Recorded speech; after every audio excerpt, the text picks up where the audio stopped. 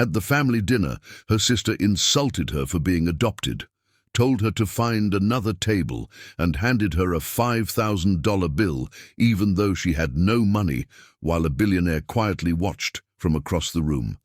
"Hi, my beautiful family. Welcome back to Mr. Peter's Stories. May the Almighty surround you with endless mercy, fill your homes with lasting peace, and crown your hearts with strength that never fades.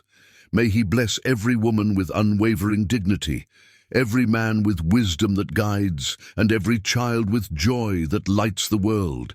May sickness stay far from you.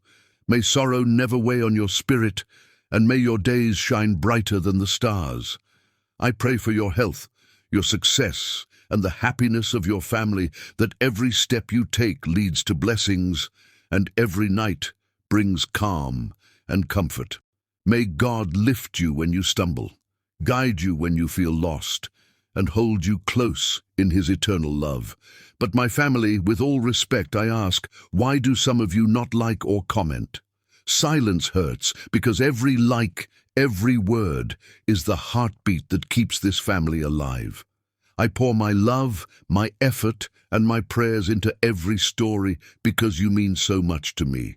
If your heart is true like the video, if your love is real, right, I am with Mr. Peter. Some humiliations are designed to break you in front of everyone you've ever known, and Paisley had perfected the art. The restaurant gleamed with the kind of elegance that made Ashley Crudel feel like an imposter. Crystal chandeliers hung from vaulted ceilings, casting fractured light across tables draped in ivory linen. Around her, the city's elite moved through their evening rituals. Quiet laughter, hushed conversations, the soft clink of wine glasses. Ashley sat at the family table, her spine rigid, hands folded in her lap. She'd learned long ago to make herself small at these gatherings. The family dinner had been Delphine's idea, because Ashley had stopped thinking of her as anything warmer than that years ago. To family, Delphine raised her glass, her smile tight and performative. The others echoed the sentiment. Ashley lifted her glass a fraction too late, the gesture hollow. Paisley sat across from her, draped in designer silk that probably cost more than Ashley's monthly rent. Her sister, adopted sister, as Paisley never let her forget, wore her cruelty like jewelry. Tonight, though, something in Paisley's expression went beyond the usual disdain. There was anticipation there, a predator's patience. The meal progressed through courses Ashley could barely taste. Conversation flowed around her, family gossip, social climbing, who'd been seen with whom. Ashley contributed nothing, and no one expected her to. "Ashley, darling," Delphine's voice cut through the ambient noise. "We were just discussing your living situation. Still in that little apartment?" The table quieted. Everyone knew what was coming. These dinners weren't about connection. They were about reinforcement, about making sure Ashley understood her place. "Yes," Ashley answered simply. "It suits me fine." "Suits you," Paisley repeated, her laugh like breaking glass. "Of course it does. You've always been so content with less." Ashley's jaw tightened. "Don't engage. Don't give them the reaction they want." Paisley leaned forward, eyes glittering. "Actually, I'm glad we're all here. There's something we need to address." The words landed like stones in still water. Ashley's stomach dropped. "Paisley?" Delphine's tone held a note of warning, but it was performative. She wanted this too. "No, Mother, it needs to be said." Paisley stood abruptly, her chair scraping against the polished floor. The sound drew attention from neighboring tables. "Exactly as intended. We've been too kind for too long, too willing to pretend everything's fine when it's not." Ashley's heart began to race. "Paisley, please, please what?" Paisley's voice rose, cutting through the restaurant's refined atmosphere. "Please keep quiet about how you've been taking advantage of this family your entire life. Please pretend you're actually one of us when everyone knows you're not." Neighboring tables had gone silent. Diners turned to watch. Ashley felt heat flood her face. "I never asked." "You never had to ask, did you? That's the problem. You take our name, our reputation, our resources, and give nothing back. You're a charity case we never should have taken on." "That's enough," Ashley said, finding her voice despite the trembling in her hands. She started to stand, desperate to escape. Actually, it's not enough. Paisley reached into her purse and withdrew a leather folder, slapping it onto the table. This is the bill from tonight's dinner. Your portion comes to $5,000. The number hung in the air like an executioner's blade. Ashley stared at the folder, unable to process what was happening. $5,000. She barely had enough to cover her rent. What are you doing? Ashley's voice cracked. Setting boundaries. You want to sit at this table? Then pay your way like the rest of us. Unless you can't, unless you're exactly what I've always said you were. A burden we've carried out of misguided pity. The restaurant felt like it was tilting. I don't have... Of course you don't. Paisley's satisfaction was palpable. So here's what's going to happen. You're going to take this bill, and you're going to figure it out. Go find another table, Ashley. You don't belong at ours. The words detonated in Ashley's chest. Everyone was watching. Everyone saw her humiliation painted across the expensive table setting. Ashley's hands shook as she reached for the folder. $5,000. She had maybe 200 rupees in her account. There was nothing left. There was never anything left. Tears burned behind her eyes, but she refused to let them fall. Not here. Not in front of Paisley, who would drink her tears like wine. Not in front of these strangers who would remember this as dinner theater. She stood slowly, her legs unsteady. Every eye tracked her movement. She could feel their judgment, their pity, their uncomfortable relief that they weren't the one being destroyed tonight. You're making a mistake, Ashley said quietly, looking directly at Paisley. Not about me, about yourself. This is who you are, and one day you'll have to live with that. Paisley's smile never wavered. I'll sleep just fine, sweetheart, will you? Ashley turned and walked toward the exit, spine straight, despite everything inside her crumbling. Each step felt impossible, but she took them anyway, refusing to run, refusing to give them the satisfaction of seeing her completely break. She didn't see the man at the corner table, didn't notice how his attention had shifted completely from his documents to the scene unfolding.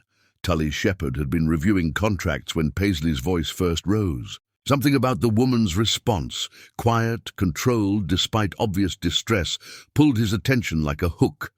He watched the entire scene with growing fascination and fury.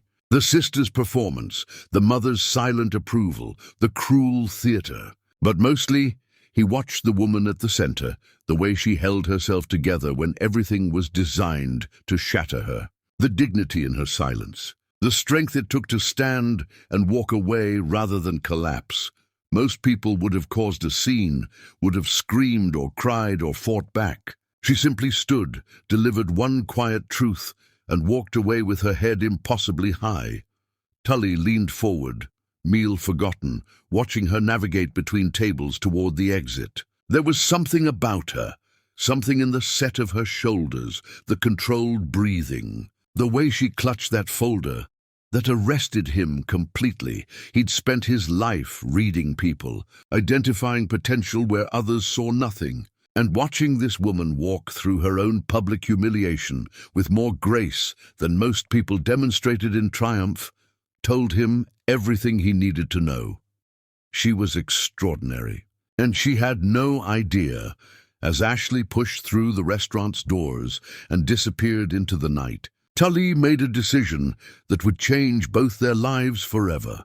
The family at the center table was already returning to their meal, the destruction they'd caused already forgotten. But Tully wouldn't forget, couldn't forget. He'd just witnessed something rare, someone with enough internal strength to maintain dignity in the face of deliberate cruelty. Tully left cash on his table and headed for the exit. Outside, the night air was cold and sharp. He stepped onto the sidewalk, eyes scanning the street. He found her standing beside the building, one hand pressed against the brick wall, as if it was the only thing keeping her upright. The folder lay at her feet where she'd dropped it. Her shoulders shook with silent sobs. Tully approached slowly, not wanting to startle her. When he was close enough to speak, he said simply, "Excuse me." Ashley's head snapped up, face streaked with tears. Her eyes were wide with humiliation, fury, and exhaustion, the look of someone who'd been fighting alone for too long, and in that moment, seeing her completely unguarded, Tully Shepherd knew with absolute certainty that his life had just irrevocably changed. Chapter 2. The Stranger's Kindness Rescue. Never looks like you imagine. Sometimes it wears a tailored suit and asks nothing in return. Ashley couldn't breathe properly. Each inhale felt jagged, catching on the sobs she was trying to suppress. The cold brick wall against her palm was the only solid thing in a world that had just shattered into 1,000 cutting pieces. $5,000. The number kept echoing in her head like a death sentence. She had nothing, less than nothing, and everyone had seen it. The voice that interrupted her spiral was unexpected, smooth, confident, but surprisingly gentle. "Excuse me."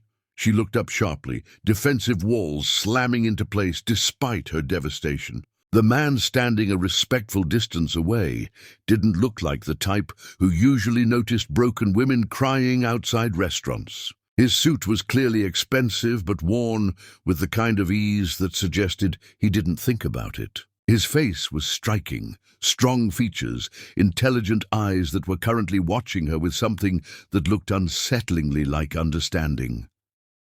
"I'm sorry," Ashley said quickly, swiping at her tears with the back of her hand. "I'm fine. I was just leaving." "You're not fine," the man said simply. It wasn't accusatory or pitying, just a statement of obvious fact. "And I'm not here to make it worse." I was inside. I saw what happened. Fresh humiliation flooded through Ashley's chest, hot and suffocating. He'd witnessed it. A complete stranger had watched her public destruction. "Great," she said bitterly. "Did you enjoy the show?" "No," he replied immediately, his voice hardening. "I found it disgusting. The cruelty of it. The calculated nature. The way they turned your pain into entertainment." He took a step closer, and Ashley noticed he was carrying the leather folder, the one she'd dropped. "This isn't yours to carry." Ashley stared at the folder like it was a snake. "That's $5,000 I don't have. That's my portion of a dinner I didn't even want to attend. So yes, it's mine to carry, because apparently that's the price of trying to have a family." The man was quiet for a moment, studying her with an intensity that should have felt invasive, but somehow didn't. "What's your name?" The question caught her off guard. "Why?" "Because I'd like to know who I'm helping." "I don't need your help," Ashley said automatically, even though she absolutely did. Pride was all she had left, and she clung to it like a lifeline. "I can handle this myself." "Can you?" His tone wasn't mocking, it was genuinely asking. "Do you have $5,000 in your pocket right now?" Ashley's silence was answer enough. "That's what I thought." He turned and started walking back toward the restaurant entrance. "Wait here! Where are you going?" Ashley called after him, panic rising. She didn't want him going back inside, didn't want him confronting her family, didn't want this situation to become even more complicated than it already was. "To handle this," he said simply, disappearing through the doors. Before she could stop him, Ashley stood frozen, torn between running away and waiting to see what happened. Her feet chose to stay planted, whether from shock or exhaustion or some desperate hope she didn't want to examine too closely. Through the restaurant's windows, she could see his silhouette approaching the host stand, speaking briefly, then moving toward where the manager stood, overseeing the dining room. The exchange was quick, professional. She couldn't hear the words, but she saw the manager's expression shift from mild concern to attentive respect. Saw the stranger hand over what looked like a credit card. Saw the manager nod enthusiastically, practically bowing as he processed whatever was happening. The man returned within minutes, his expression neutral, but his eyes holding something warmer. "It's handled." Ashley's brain struggled to process the words. "What do you mean, handled?" "I mean the bill is paid in full. You're free to go." The world tilted again, but differently this time. You paid $5,000. For a stranger? Why would you do that?" He smiled slightly, and it transformed his face from striking to genuinely handsome. "Because I could. Because it was wrong. Because watching you walk away from that table with your head up, despite everything they were trying to do to you, told me you're someone worth knowing. And because $5,000 means nothing to me, but clearly means everything to you. Ashley felt tears threatening again, but for an entirely different reason. I don't understand. People don't just do things like this. There's always a price, always an expectation. What do you want from me? Right now, your name, a conversation if you're willing. Maybe the chance to buy you coffee somewhere far away from that restaurant and those people. I can't pay you back, Ashley said bluntly. I don't know when I could pay you back. I work at a community center and volunteer at a shelter, and I barely make enough to cover rent each month. So if this is some kind of investment, you should know you're making a terrible choice. The man's smile grew. I've built a career on making unconventional choices. They usually work out better than the safe ones. He extended his hand. My name is Tully Shepherd. Ashley hesitated, then took his hand. His grip was warm, firm, grounding. Ashley Crudell. Ashley, he repeated, like he was testing how her name felt. That's a beautiful name. It doesn't match the cruelty they were throwing at you. It's the only thing they gave me that I actually want to keep, Ashley admitted quietly. She released his hand, immediately missing the connection. I still don't understand why you're doing this. Tully was quiet for a moment, his expression thoughtful. Have you ever watched someone do something that fundamentally changes your perspective? Something that makes you see possibility where you didn't before? Ashley shook her head slowly. I spent my evening reviewing contracts, thinking about expansions and acquisitions and all the mechanical parts of building something successful. Then I watched you refuse to break when everything around you was designed to shatter you. I watched you maintain dignity when most people would have screamed or begged or collapsed. And I realized I was watching someone with the kind of strength money can't buy and most people never develop. His words landed somewhere deep in Ashley's chest, in a place that had been starved for recognition her entire life. You don't know me. I could be terrible. I could be everything they said I was. Are you? Tully asked simply. No, Ashley said immediately, then stopped. At least I don't think so. I try not to be. But they've been telling me who I am for so long, sometimes I wonder if they're right. They're not. The certainty in his voice was absolute. People who need to destroy others to feel powerful are never right about anything meaningful. He gestured toward the street. Can I walk you somewhere? Get you that coffee? You look like you could use something warm and somewhere quiet to process what just happened. Ashley knew she should say no, should thank him politely and disappear into the night and never think about this surreal encounter again. But something in her was desperately tired of always doing what she should do. Always playing it safe, always protecting herself by never letting anyone close enough to hurt her. Okay, she heard herself say. Coffee sounds good. They walked in companionable silence for a block before Tully spoke again. The woman who did that to you, she's your sister.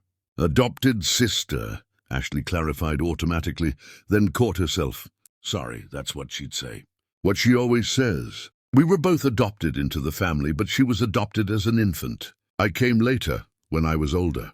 I remember being somewhere else before. She doesn't, so in her mind that makes her more legitimate, more real, more deserving of everything, and the rest of the family agrees with her?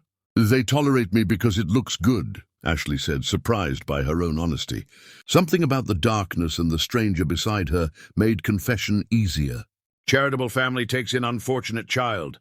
It plays well in their social circles. But actually treating me like family, actually caring, that was never part of the arrangement. They reached a small cafe, tucked between larger buildings, its windows glowing with warm light. Tully held the door open, and Ashley stepped into a space that smelled like coffee and cinnamon and safety. The late hour meant few customers, just a couple in the corner and a student with a laptop. Perfect for a conversation she wasn't sure she wanted to have, but desperately needed. They settled into a corner booth, and Tully ordered for them both, after confirming Ashley's preferences. When the coffee arrived, rich and dark and exactly what she needed, Ashley wrapped her hands around the cup and let its warmth seep into her cold fingers. Tell me about the community center, Tully said, his attention focused completely on her. What do you do there? The question surprised her. Most people, when they learned about her situation, wanted to dissect the family drama or offer unwanted advice. Tully seemed genuinely interested in her life, not her problems. "I teach literacy classes," Ashley explained, feeling some of the tension in her shoulders ease. "Adults who never learned to read properly, immigrants working on their language skills, teenagers who fell through the cracks in the school system. It's not glamorous work and it doesn't pay much, but it matters. When someone reads their first complete book, or writes their first letter, or suddenly understands something that was locked away from them before, that's worth more than any fancy dinner." Tully leaned forward, his eyes bright with interest. "How did you get into that work?" "Because I know what it's like to feel locked out of spaces people take for granted," Ashley said quietly. "To feel like you're not good enough, smart enough, worthy enough to belong somewhere. If I can help even one person break through those barriers, then maybe all the times I felt that way means something."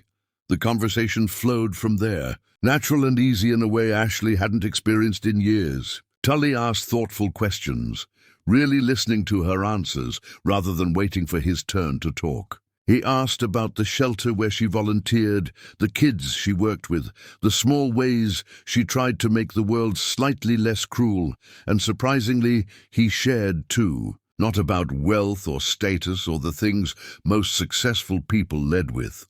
He talked about growing up with nothing, about building something from scratch, about the loneliness that came with success. "Everyone wants something from me," he admitted, echoing words Ashley had heard earlier. "Partnerships, investments, connections, access. It's exhausting, constantly calculating whether people see me or just see what I can do for them." "Is that why you helped me?" Ashley asked. "Because I didn't ask?"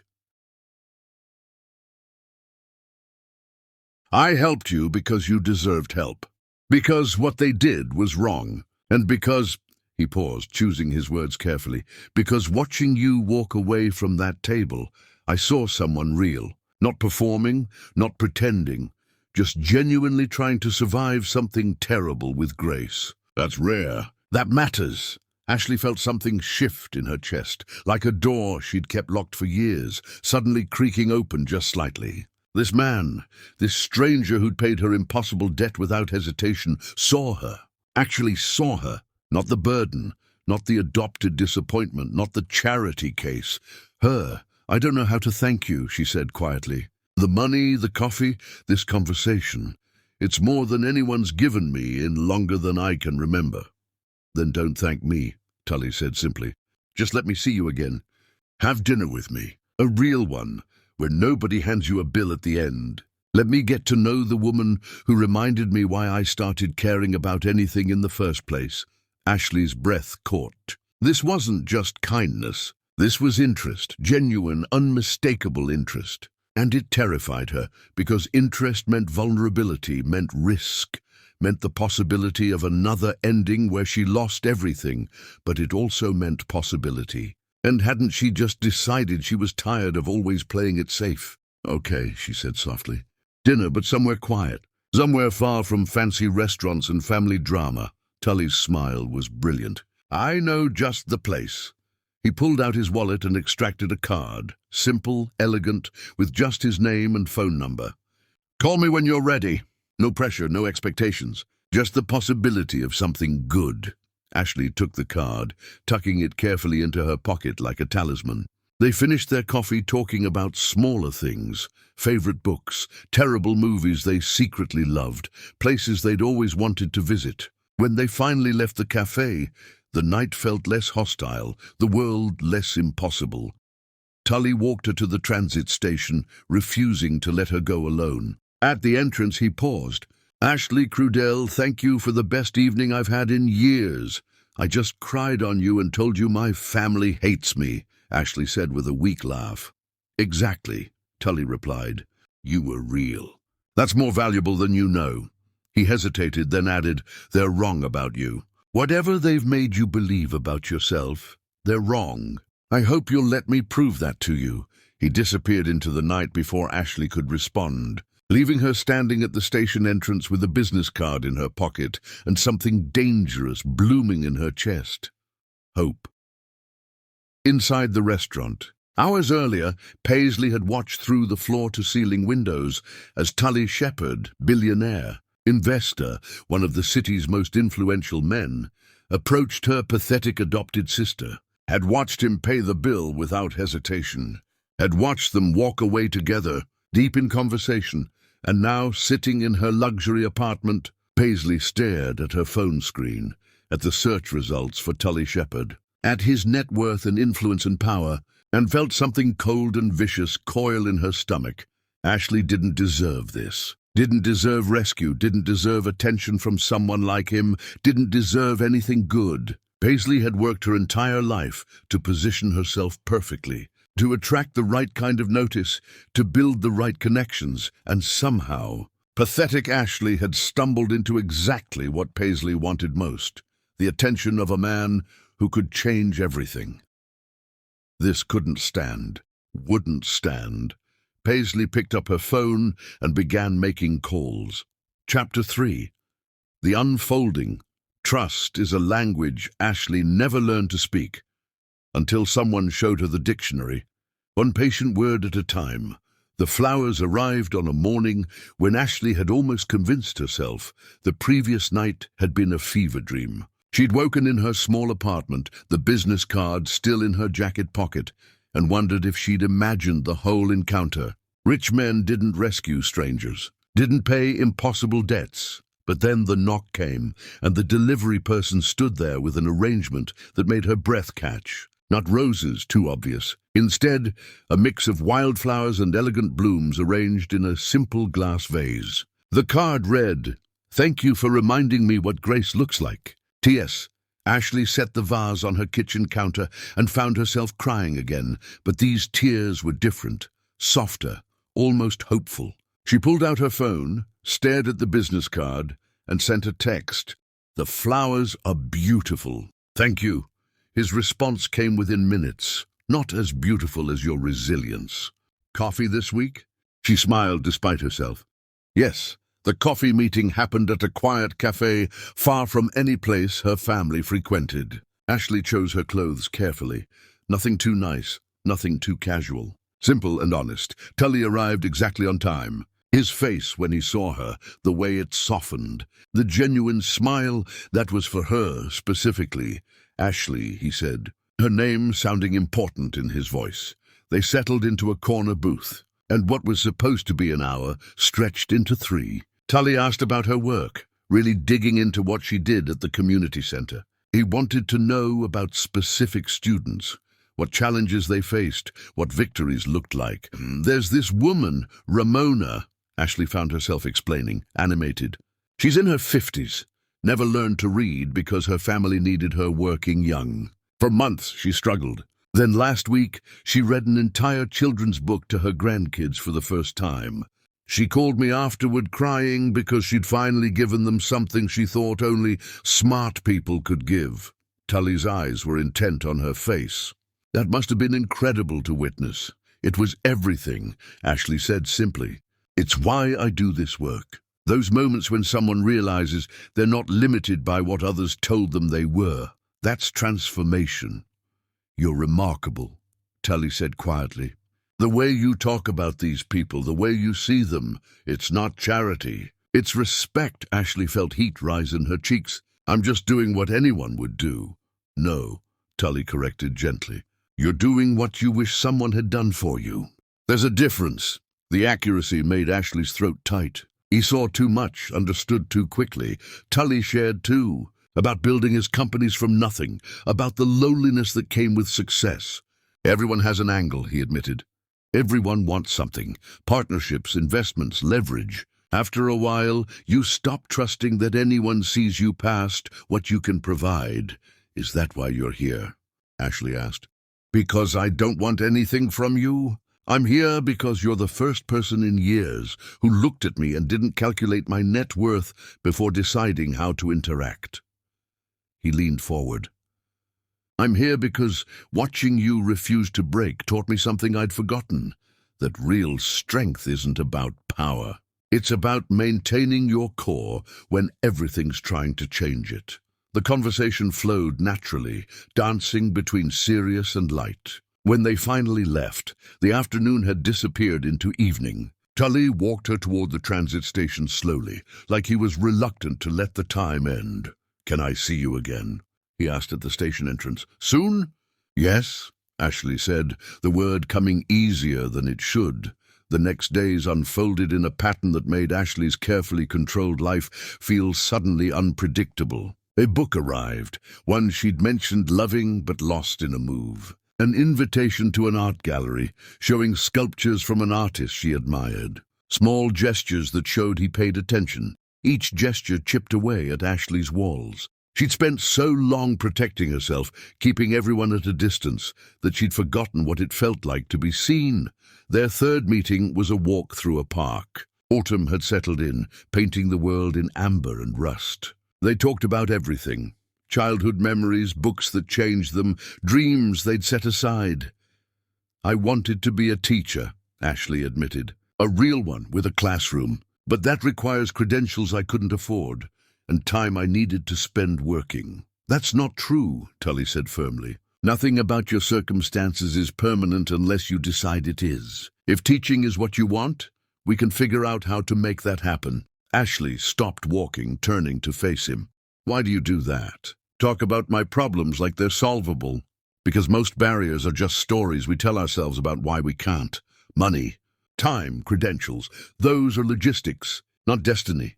You make it sound so simple. I make it sound possible," he corrected.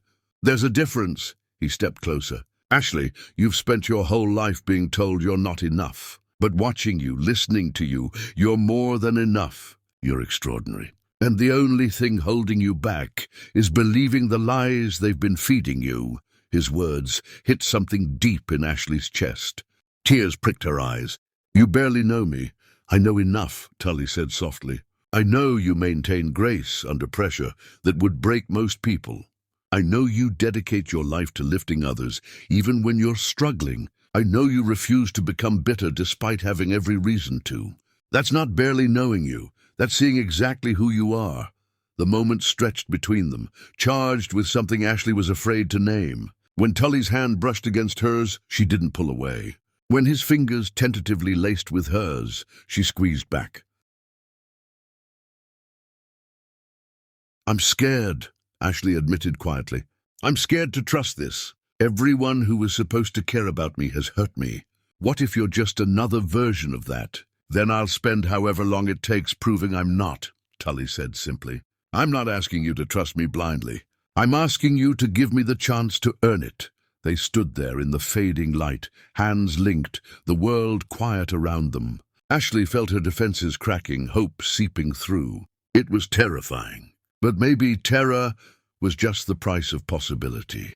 One evening, after another dinner where they talked until the staff started cleaning around them, Tully walked Ashley to her apartment building. At the entrance he paused. "I need you to know something," he said, voice low and serious. "This isn't casual for me. You're not casual for me. I know we've only known each other a short time, but Ashley, you've changed something fundamental in how I see the world. And I need you to know that whatever comes next, I'm in this completely." Ashley's breath caught. This was the moment where she could step back, protect herself, maintain safe distance. Or the moment where she could step forward into something unknown and possibly devastating, but also possibly extraordinary. "I want to believe you," she whispered. "I want to believe this is real. But Tully, my family, they won't accept this. They won't let me be happy. You don't know what they're capable of." "Then let me find out," Tully said, stepping closer. "Let me face whatever comes with you, instead of watching you face it alone. You've been fighting by yourself your entire life. You don't have to anymore." The sincerity in his eyes undid her. Before she could second-guess, Ashley rose on her toes and kissed him, brief, soft, a question and answer all at once. When she pulled back, Tully's expression was wonder and heat. "That was," he started, "a terrible idea, probably." Ashley finished with a shaky laugh. "The best terrible idea ever," Tully countered, his thumb brushing across her cheekbone. "Can I see you tomorrow? And the day after? And every day you'll let me?" "Yes." Ashley said, the word feeling like a promise and a risk and a beginning all tangled together. She watched him disappear into the night before heading inside. In her apartment, she found herself smiling at nothing, feeling something she'd almost forgotten existed: happiness. Pure, uncomplicated happiness. Miles away, in the family estate's formal living room, Paisley sat with Delphine and several other family members, her laptop open. "This has gone on long enough," Paisley announced, voice tight with rage. "Ashley with Tully Shepherd is a disaster for our reputation." Delphine nodded sharply. "That girl has always been problematic. Now she's using her situation to manipulate a man of real standing. What do you propose?" One of the uncles asked. Paisley's smile was cold. "We remind Mr. Shepherd exactly what kind of person he's involving himself with. We show him the truth about dear Ashley, or at least our version of it." The family began strategizing, compiling information, twisting facts, preparing their campaign. Ashley had always been easy to control through isolation and shame. Now they just needed to extend that control to the man foolish enough to believe in her.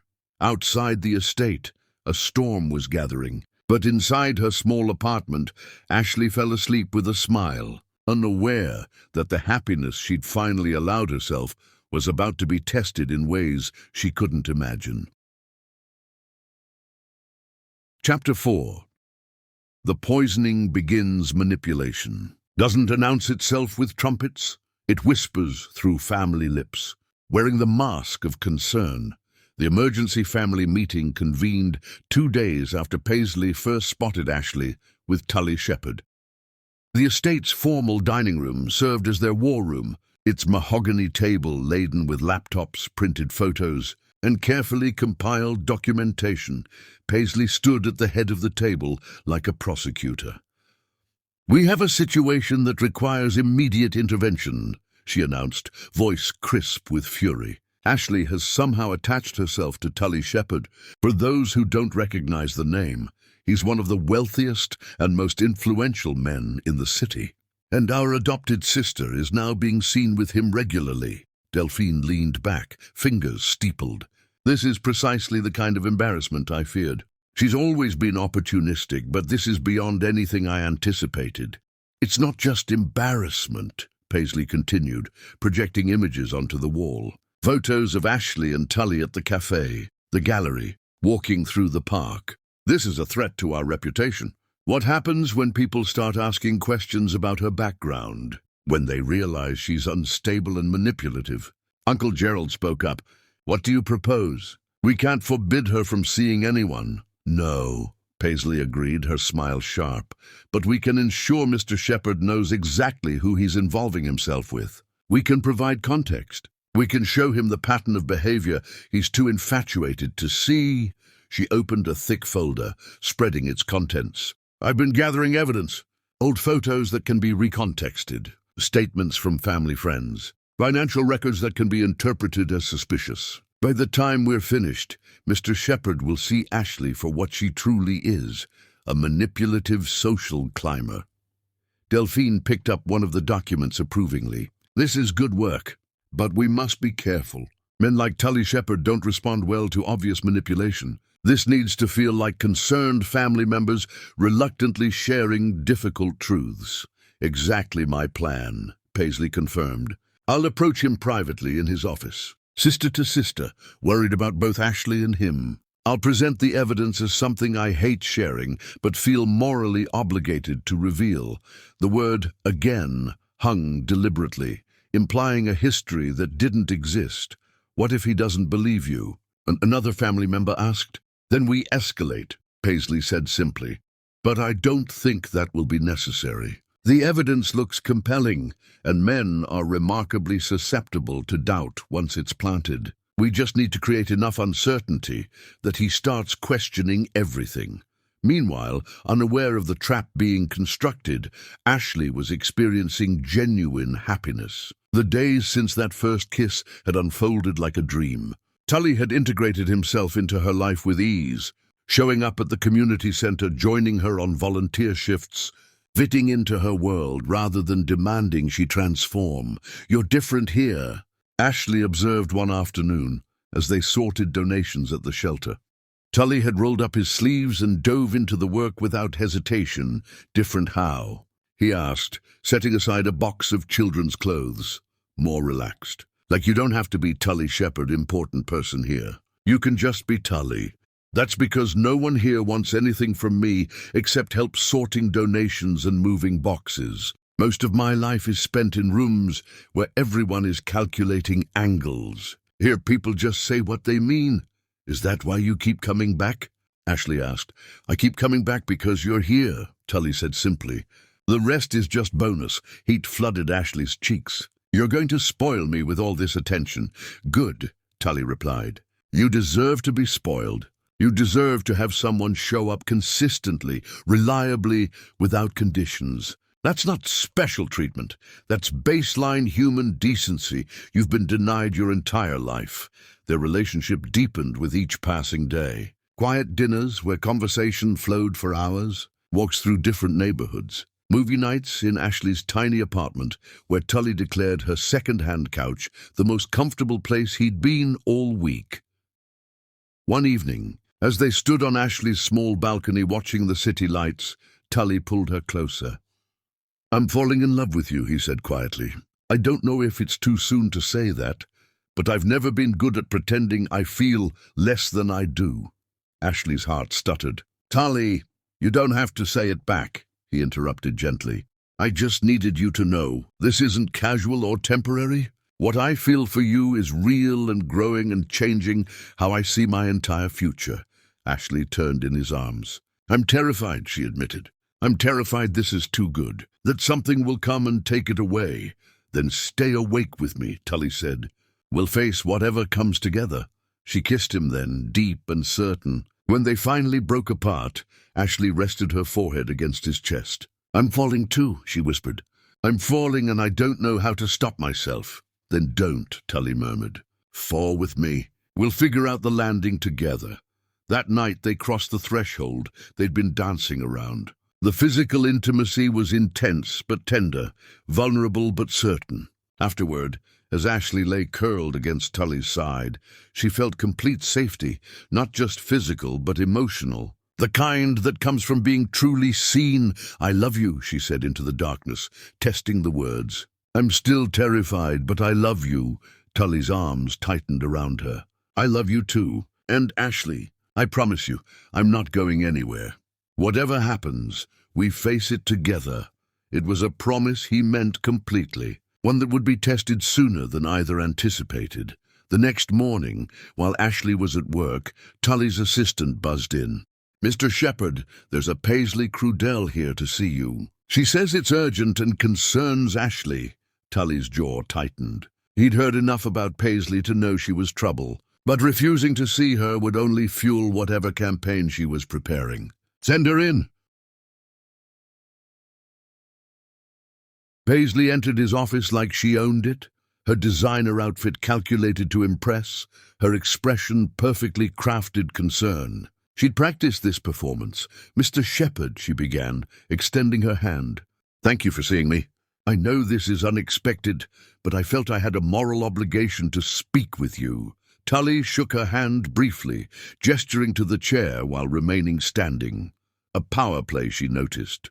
What can I do for you, Miss Crudell? Please call me Paisley. She settled into the chair, pulling out her prepared folder. I'm here because I care about my sister. Despite our differences, Ashley is family, and I want what's best for her. Which is why I need to share some concerns with you. Tully crossed his arms, expression neutral. What concerns? Paisley opened the folder.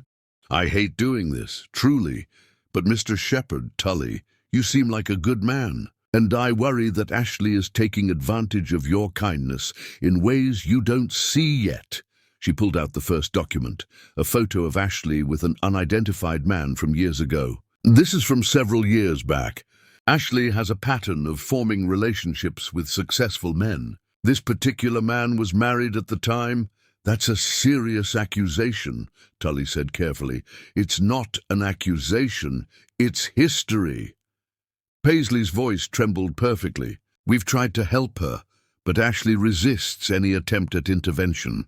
She views our concern as persecution. More documents emerged. Bank statements she claimed showed suspicious deposits. Text screenshots that were obviously doctored but looked convincing at first glance. Testimonies from concerned family friends about Ashley's manipulative behavior.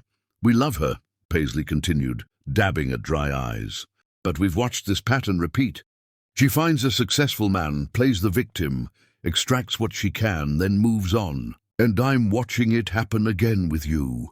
Tully listened to the entire presentation, face unreadable. Inside, his mind analyzed every claim, looking for the manipulations he suspected were there. But Paisley had done her work well. The evidence looked disturbingly compelling. "Why bring this to me now?" Tully asked. "Why not approach Ashley directly?" "Because she'll deny everything, paint me as the jealous sister trying to sabotage her happiness. She's very good at playing the victim. You've seen it yourself." Paisley leaned forward. "I'm not trying to break you up. I'm trying to protect you both. Ashley needs help, and you deserve to know who you're really involved with before you get in too deep." Tully was quiet for a long moment. Everything in him wanted to dismiss this woman, but the doubt had been planted, small but insistent. What if there was truth here? What if his feelings were blinding him? "I appreciate your concern," he finally said, tone carefully neutral. "I'll take this information under advisement. That's all I ask," Paisley replied, standing. She left the folder on his desk. "Please just be careful. I don't want to see either of you hurt." After she left, Tully sat at his desk, staring at the folder for a long time. He didn't believe Paisley, not entirely. Her performance had been too perfect, her evidence too conveniently organized. But the seed of doubt had been planted. When Ashley arrived that evening for their planned dinner, Tully found himself watching her differently, looking for signs of deception he didn't actually believe existed, but couldn't quite dismiss either. "Everything okay?" Ashley asked, noticing his distraction. "You seem distant." This was the moment. Tully could dismiss Paisley's claims and say nothing, or he could be honest about the doubt that had been introduced. Chapter 5. Whispers and lies. The most dangerous lies are the ones wrapped in concern, delivered with a sister's crocodile tears. The words hung between them like a blade. Ashley went very still, her wine glass frozen halfway to her lips. She set it down carefully, hands steady despite the sudden roar of blood in her ears. Of course Paisley had done this. Of course she'd poisoned the well. This was exactly what Ashley had feared, that happiness would be snatched away just when she'd allowed herself to believe in it. "What did she tell you?" Ashley's voice was calm, but Tully could hear the brittleness underneath. Tully pulled out the folder Paisley had left, sliding it across the table. "She said you have a pattern of targeting successful men, that you manipulate them emotionally and financially. Photos, bank statements, testimonies from family friends. She said you need professional help, and that I'm just the latest in a line of men you've used." Ashley opened the folder, her expression unreadable as she flipped through the pages. Tully watched her carefully, looking for signs of recognition, guilt, panic. What he saw instead looked like resignation mixed with deep sadness. "This photo," Ashley said, pointing to the one with the unidentified man, "is from a community center event years ago. That's Ramon, one of the volunteers. He was married, yes, happily. His wife took the photo. They moved away for his job." She flipped to the bank statements. "These deposits are from my paycheck and the small inheritance I got when my biological grandmother died." Notice how Paisley conveniently cropped out the source information. Her finger traced to another document. "These testimonies, I don't recognize half these names. And the ones I do, they're people who've never spoken more than 5 words to me." Tully leaned forward, studying the documents with new attention. Now that Ashley pointed it out, he could see the cropping, the omissions, the way context had been carefully removed. "Why would she do this?" he asked, though he suspected he knew. Ashley closed the folder and pushed it back. "Because she can't stand that I'm happy. Because in her worldview, I don't deserve good things. I'm supposed to be grateful for scraps, not sitting at the table as an equal. And you, successful, respected you, choosing me. That's an insult to everything she believes. Ashley, no, let me finish. She stood, and Tully saw the steel in her spine that had first captured his attention. I won't fight for you to believe me. I won't beg or desperately defend myself against lies designed to break me. I've spent my entire life doing that, defending my worth to people who'd already decided I was worthless. I'm not doing it anymore. Not even for you. The words hit Tully like a physical blow. That's not fair. I'm asking for your side, giving you the chance to respond by presenting me with a folder full of manufactured evidence and watching to see how I react. Ashley interrupted, voice shaking. Like I'm on trial. Like the months we've spent together.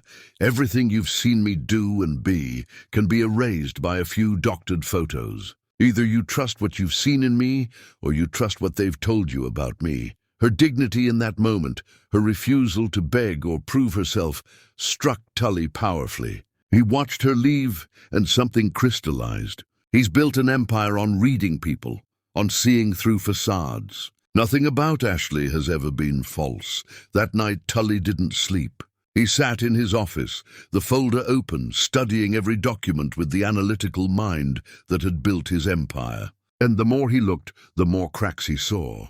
The cropping Ashley mentioned, the suspicious similarity in the testimonies, the bank statements that showed numbers but no identifying information. This wasn't evidence. This was theater, a carefully constructed narrative designed to manipulate his perceptions. But more than that, as he sat in the pre-dawn darkness, Tully realized something fundamental.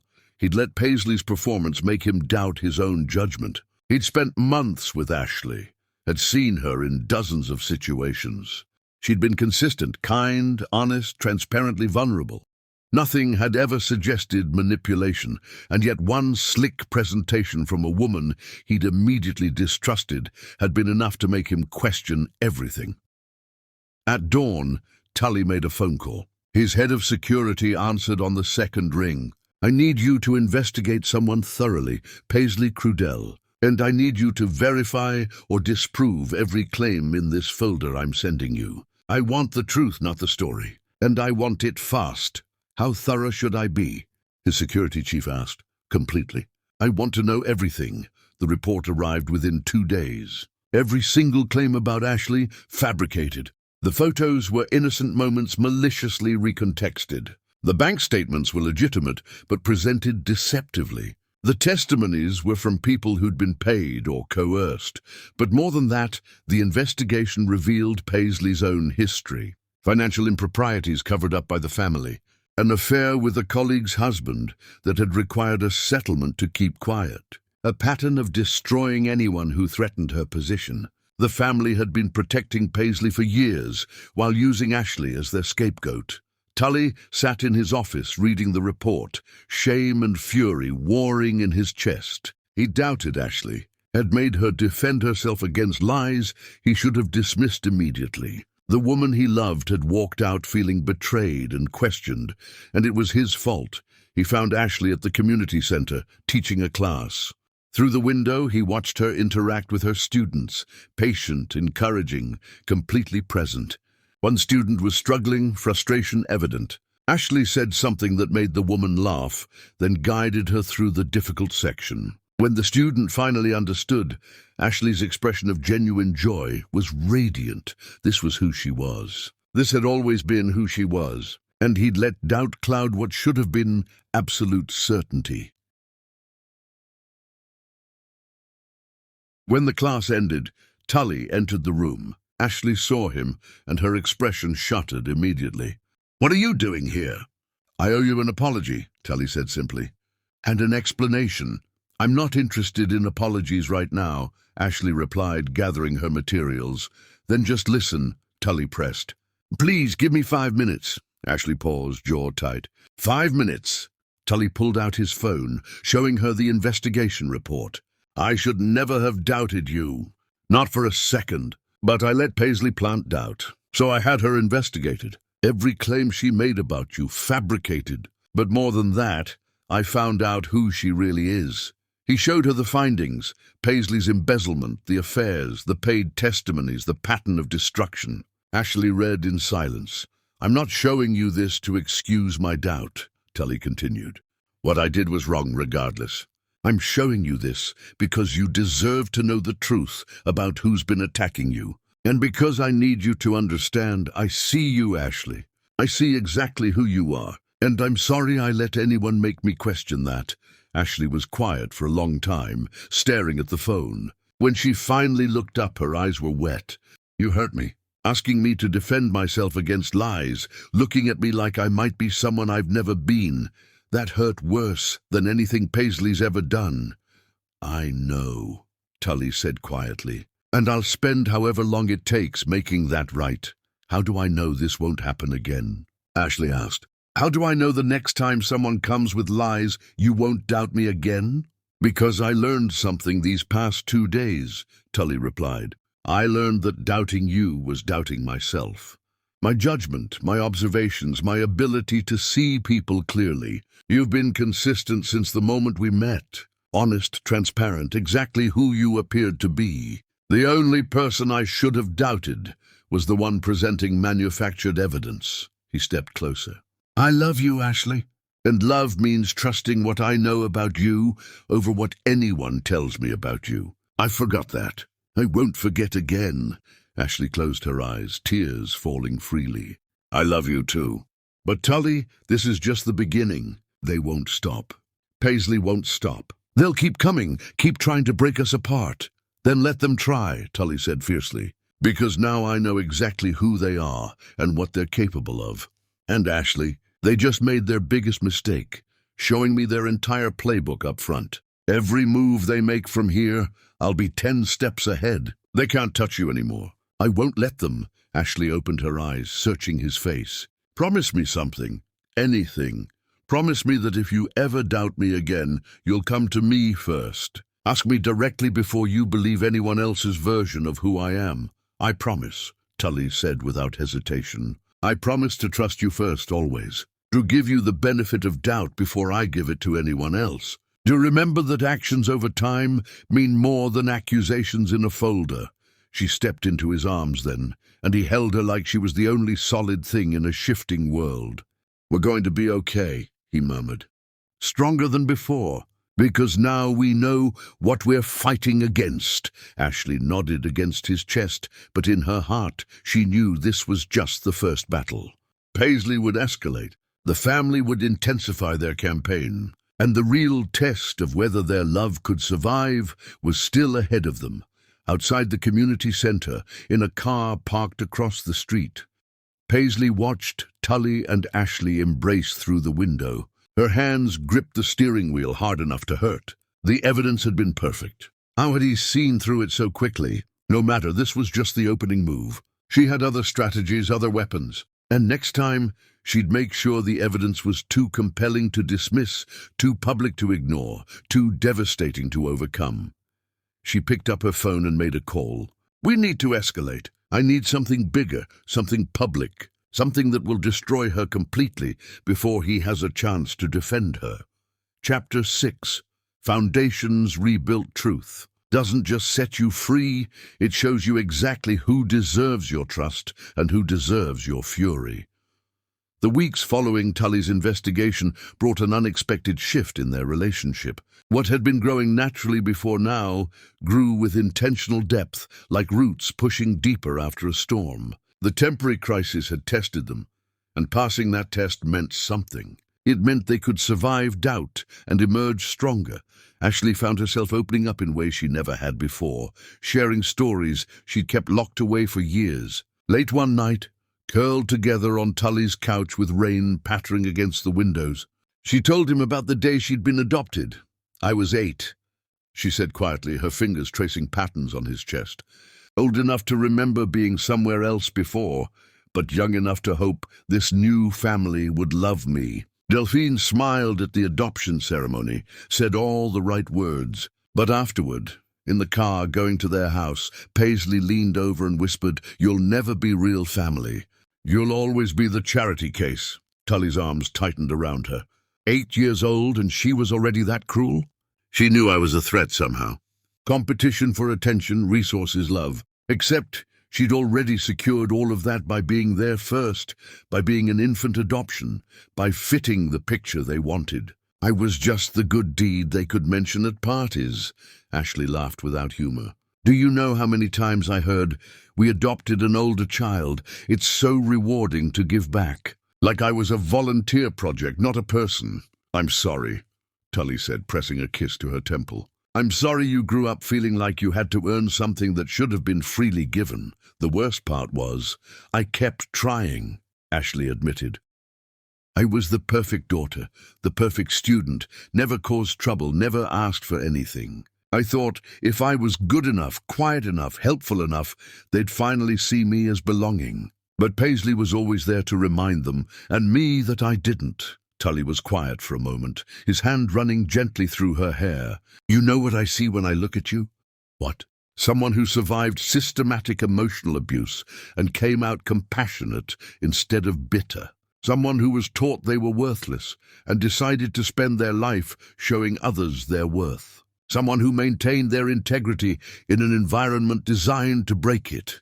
He tilted her face up to meet his eyes. I see someone extraordinary who's been convinced they're ordinary, and I consider it my life's mission to prove otherwise. Ashley felt tears prick her eyes. You make me believe it might be true. It is true, Tully said firmly, and I'll remind you every day until you believe it as completely as I do. The emotional intimacy between them deepened into something profound. They shared not just experiences but fears, dreams, the vulnerable parts of themselves usually kept hidden. Tully told her about building his first venture from nothing, about the loneliness of success, about relationships that had been transactional at best. I thought I'd accepted that this was just how life worked at this level, he admitted one morning over coffee in Ashley's kitchen. Everyone wants something, so you learn to manage expectations and keep emotional distance. Then you walked into my world and wanted nothing except to be seen as a person. It was like remembering a language I'd forgotten I spoke. I want things from you, Ashley protested gently. You want honesty, respect, consistency, basic human decency. You don't want my connections or my wealth or access to my world. You want me. Tully reached across the small table, lacing his fingers with hers. Do you have any idea how rare that is? How precious. The romantic intensity between them grew naturally from this emotional foundation. Their physical connection had always been electric, but now it carried deeper meaning. Every touch was a promise. Every kiss was a declaration. When they made love, it felt like communication beyond words, trust made tangible, vulnerability rewarded, connection so complete that boundaries between them blurred. One evening, after a particularly meaningful conversation about their futures, Ashley found herself saying things she'd never imagined voicing. I used to think I'd end up alone, that the pattern would always be people leaving or hurting me, so why bother hoping for different? But with you, I'm starting to imagine a future I want to build, rather than just survive. What does that future look like? Tully asked, genuine curiosity in his voice. Honestly? I don't know exactly, but it involves waking up next to you more often than not. It involves building something meaningful together, not just coexisting, but actually creating. It involves feeling like I belong somewhere, with someone, for the first time in my life. Tully pulled her closer, his voice rough with emotion.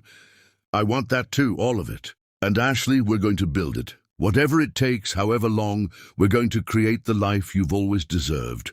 But even as their relationship strengthened, the family's campaign was escalating. What had started with private manipulation evolved into public attacks. They began showing up at events they knew Ashley and Tully would attend, creating uncomfortable encounters designed to publicly question Ashley's legitimacy.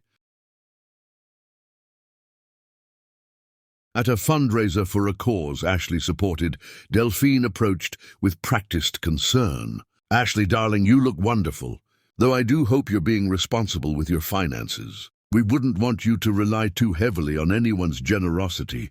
The implication was clear. Ashley was gold-digging. Several nearby guests heard and exchanged knowing looks. Tully, standing beside Ashley, responded with cold precision. Mrs. Crudell, I find it interesting that you're concerned about financial responsibility. Should we discuss your family's recent accounting irregularities? I'm sure these guests would find that fascinating. Delphine paled and excused herself quickly. The victory was small but significant. Tully wasn't just defending Ashley privately. He was publicly aligning himself with her, making clear that attacking her meant facing him. But the family adapted. They spread rumors through social circles, whispers about Ashley's past, questions about her stability, suggestions that Tully was being manipulated. The rumors were subtle enough to seem like concerned gossip rather than malicious lies. Paisley cornered mutual acquaintances at social events, sharing carefully edited versions of Ashley's history. "We're just so worried about her. She's always been troubled, and now she's attached herself to poor Tully. He's too kind to see he's being used." The whispers spread, creating a constant low-level assault on Ashley's reputation. She felt them everywhere, in the way people looked at her at events, in the hesitation before someone engaged her in conversation, in the suddenly cool reception from people who'd been friendly before. "They're good at this," Ashley admitted to Tully one night, exhausted from another event where she'd felt every eye judging her. The way they position themselves as concerned family rather than attackers. "How do we fight something so insidious?" "By being exactly who we are," Tully replied. "By showing up consistently, demonstrating your character through actions, refusing to engage with their narrative. Eventually people will see the truth, that your actions don't match their accusations.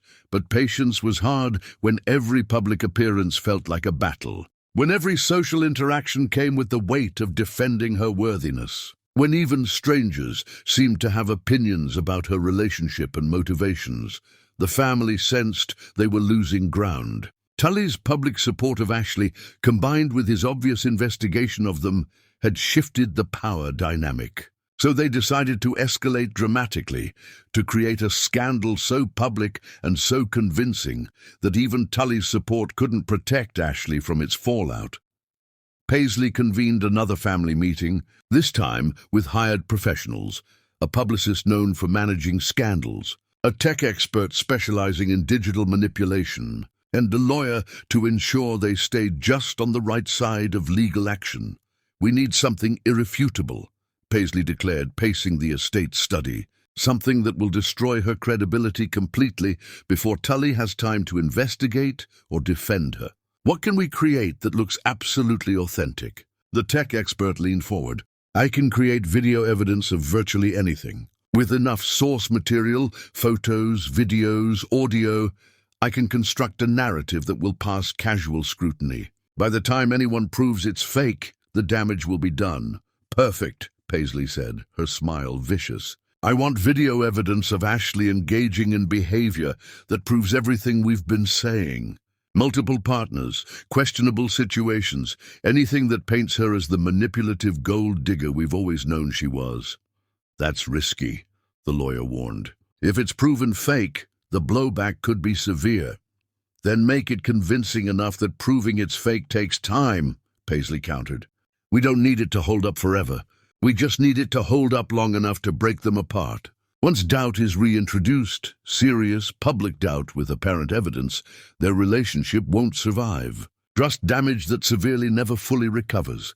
The family agreed to the plan, pooling resources for the substantial cost. They compiled source material, photos of Ashley from social media, voice samples from public videos, footage from various locations around the city. The tech expert took everything and began constructing their weapon. "How long until it's ready?" Delphine asked, her impatience evident. "Give me 2 weeks," the expert replied. "I'll create something that will look absolutely authentic at first glance. Something that will go viral before anyone has time to question it." Meanwhile, unaware of the trap being constructed, Ashley and Tully continued building their life together. They'd started discussing practical next steps, Ashley potentially moving in with Tully, combining their lives more officially, planning a future that felt increasingly real and possible. "I'm happy," Ashley said one evening, the admission sounding almost surprised. "Actually happy." I keep waiting for something to ruin it, but maybe sometimes good things just get to stay good.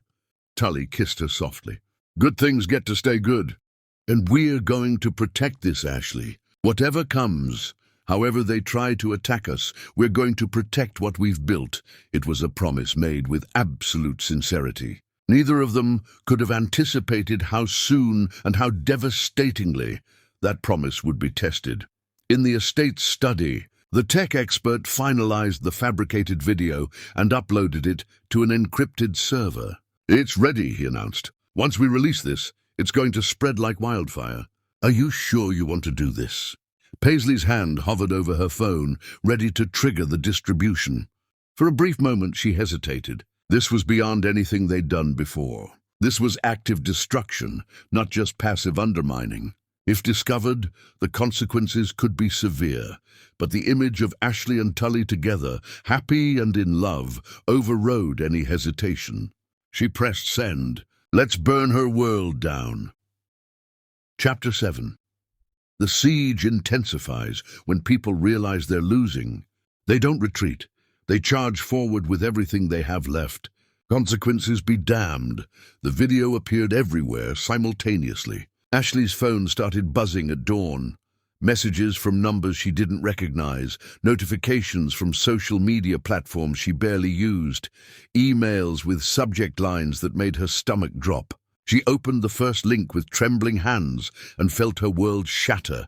The video was grainy, but disturbingly convincing. It showed her, or someone who looked exactly like her, in compromising situations with multiple men, in locations that looked familiar but couldn't be, engaged in behavior that contradicted everything she'd ever stood for. The editing was sophisticated enough to pass casual scrutiny, the audio convincing enough to sound real, the context damning enough to destroy her reputation completely.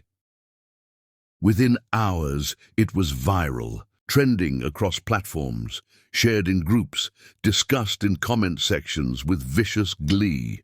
"Gold digger exposed," the headlines screamed. "Billionaire's girlfriend's scandal rocks social circles." Pattern of manipulation revealed in shocking footage. Ashley sat on her bathroom floor, phone forgotten beside her, unable to process what was happening. The devastation was immediate and total, not because the video was real, but because she knew how these things worked. Truth was slow and boring.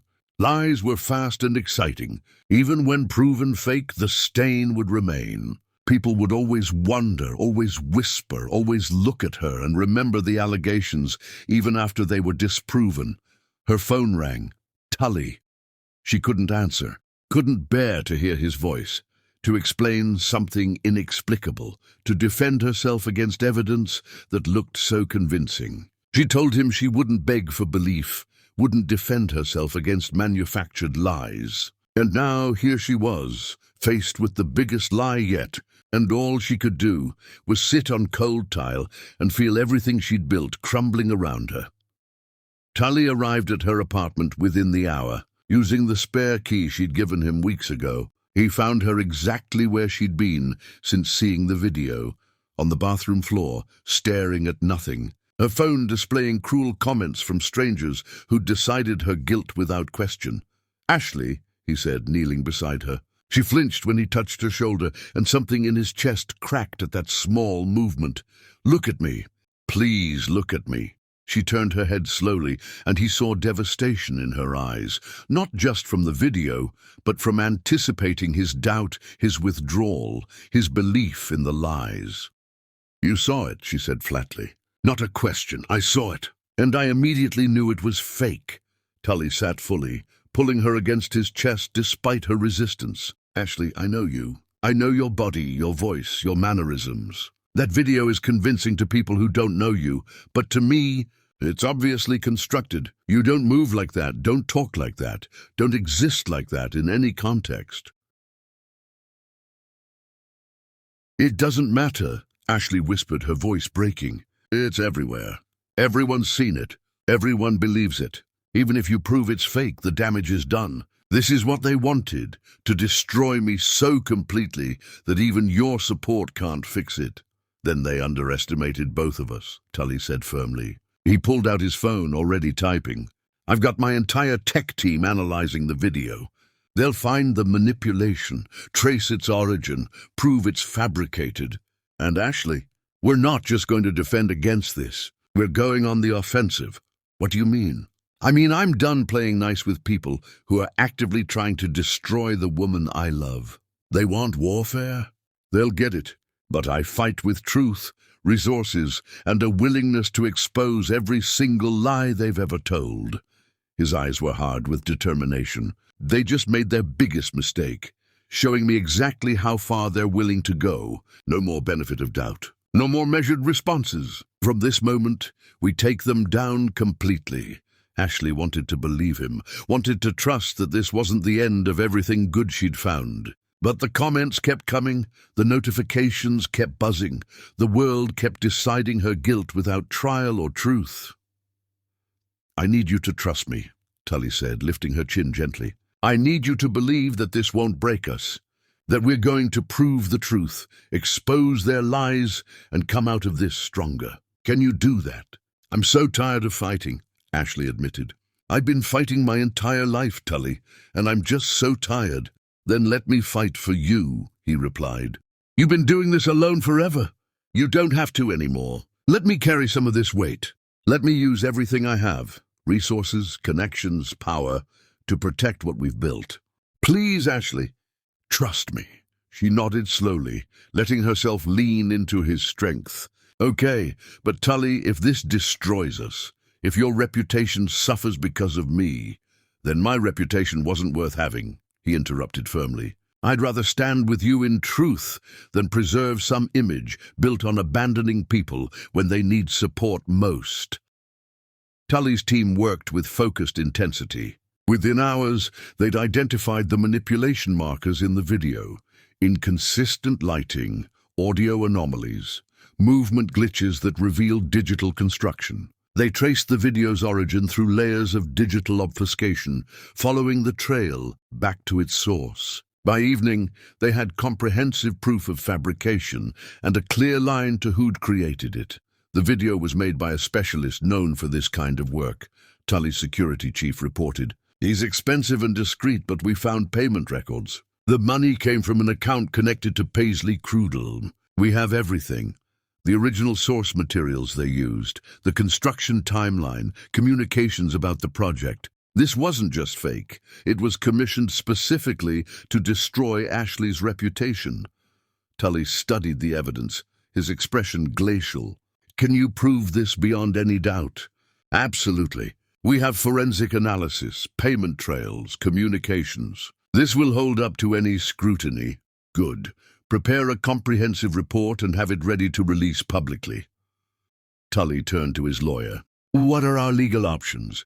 Multiple causes of action, defamation, intentional infliction of emotional distress, potentially fraud, depending on how widely they distributed the video. With this evidence, we could pursue both civil and criminal charges.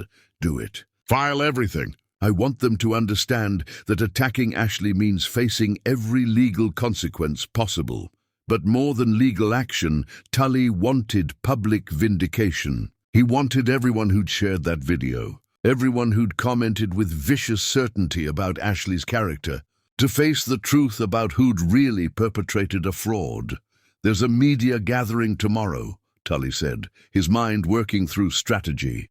A lot of the same people who've been circulating the video will be there. I want to make a statement. Public, definitive, impossible to ignore. Over the next hours, Tully's team prepared a counterattack that was comprehensive and damning. They compiled not just proof of the video's fabrication, but a complete history of the family's campaign against Ashley. The doctored evidence, the paid testimonies, the systematic harassment. They prepared to expose everything. Ashley watched this unfold with a mixture of hope and trepidation. Are you sure about this? Going this public? It's going to be a war. We're already in a war, Tully replied. They started it with that video, but we're going to finish it by making sure everyone knows exactly who they are and what they've done. No more shadows, no more whisper campaigns. Everything out in the light where it belongs. That evening, as they prepared for the next day's public response, Ashley felt something shift inside her. The initial devastation had given way to something harder, stronger. She'd survived this latest attack, and she hadn't survived alone. Tully had stood beside her without hesitation, had believed her without question, had mobilized resources she couldn't have imagined to defend her truth. "Thank you," she said quietly, as they sat together reviewing the prepared materials. "For believing me, for fighting for me, for not running when things got hard. There's nowhere I'd rather be than right here," Tully replied, pulling her close. "And Ashley, after tomorrow, everyone's going to know the truth. Not just about the video, but about them, about what they've done to you for years. It's time the world saw exactly who deserves scrutiny and judgment." Meanwhile, at the family estate, Paisley was celebrating. The video had spread even faster than anticipated, the damage seemingly complete. Comments poured in condemning Ashley, questioning Tully's judgment, suggesting he'd been manipulated by a con artist. It was everything she'd hoped for. "We did it," she announced to her mother, champagne in hand. "She's destroyed. No coming back from this." Even if Tully tries to defend her, too many people have seen that video. "The doubt will always be there," Delphine smiled, satisfied. "Perhaps now that girl will understand her place." She never should have reached beyond it, but their celebration was premature. Neither noticed the flurry of activity in Tully's circles, the preparation of materials, the media alerts going out about a significant announcement. Neither anticipated that the hunter could become the hunted, that their weapon could be traced back to them, that their victory celebration would be devastatingly short-lived. The next morning would bring revelations they couldn't anticipate and consequences they couldn't avoid. The family had underestimated both Ashley's resilience and Tully's resources, and they were about to learn that destroying someone required more than lies. It required the target staying down. Ashley, with Tully beside her, had no intention of staying down. The war they'd started was about to turn against them with a force they couldn't have imagined. As Ashley fell asleep that night, held securely in Tully's arms, she whispered, "Whatever happens tomorrow, promise me we face it together." "Always," Tully promised. "Tomorrow we show them what happens when you try to destroy something built on truth. We show them that lies only work in darkness, and we're bringing everything into the light." Chapter 8. The Ultimate Betrayal in the Digital Age. Lies don't need to be true.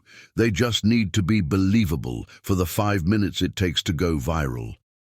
The media event was supposed to be a networking gathering for the city's elite. Business leaders, philanthropists, society figures, all gathered under the pretense of charitable giving, but really there to see and be seen. Paisley and Delphine attended with confidence, expecting to bask in Ashley's public humiliation, to receive subtle congratulations from those who'd always viewed Ashley as an interloper. What they didn't expect was Tully Shepard requesting, more accurately, demanding, a few moments to address the assembled crowd. "Ladies and gentlemen," the event organizer announced, clearly flustered by Tully's last-minute request, but unable to deny someone of his stature. "Mr. Tully Shepard has asked to make a brief statement before we proceed with the evening's program." Paisley's champagne glass froze halfway to her lips. This wasn't part of the plan. Tully should have been hiding, embarrassed by association with Ashley's scandal, certainly not requesting public speaking time. She caught her mother's eye across the room, seeing her own alarm reflected there.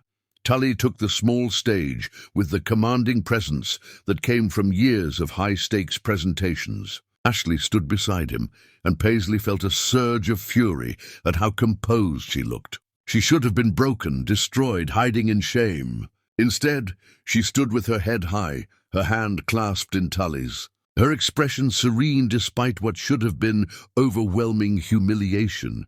"I'm going to address something directly," Tully began, his voice clear and carrying to every corner of the room. "Something that's been circulating for the past day. A video purporting to show Ashley Crudel in compromising situations." The room went absolutely silent. This was the scandal everyone had been whispering about, now being addressed openly. Phones were already being pulled out. This was going to be recorded, shared, dissected across social platforms within minutes.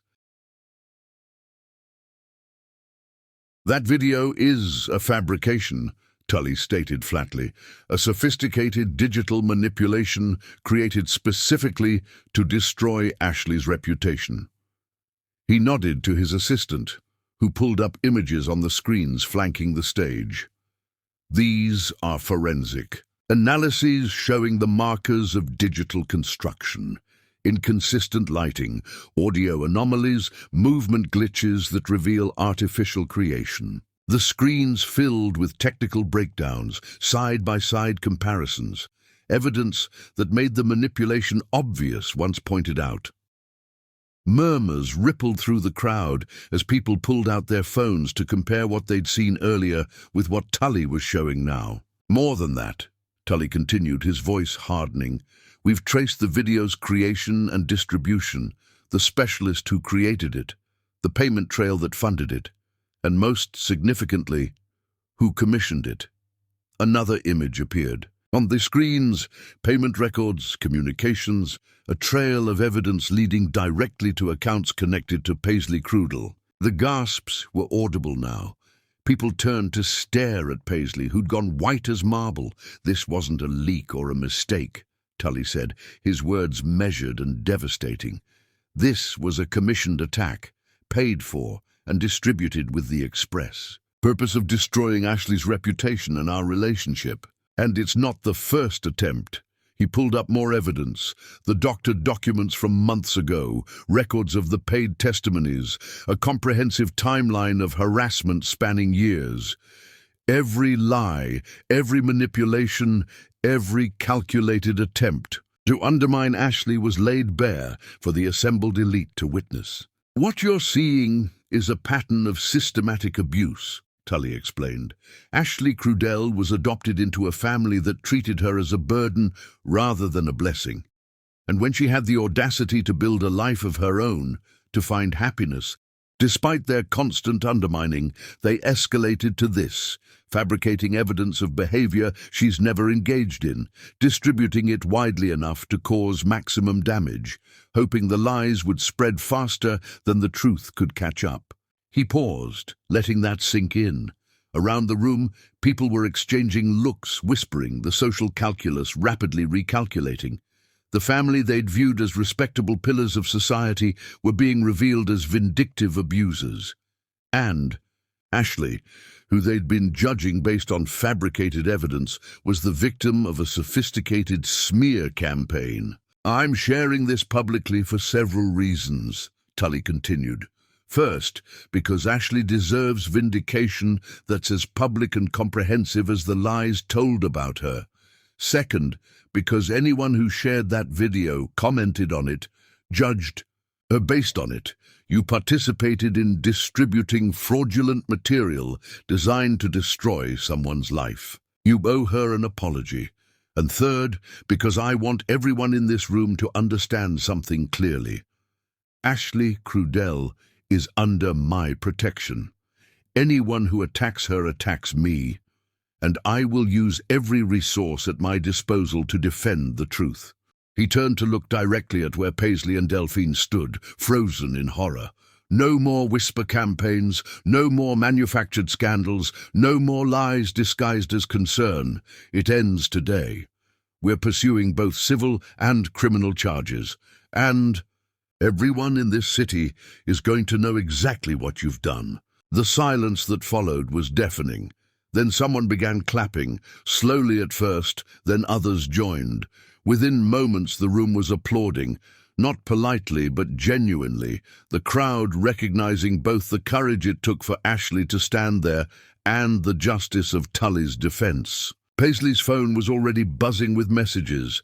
Sponsors cutting ties, board positions being revoked, social invitations being withdrawn.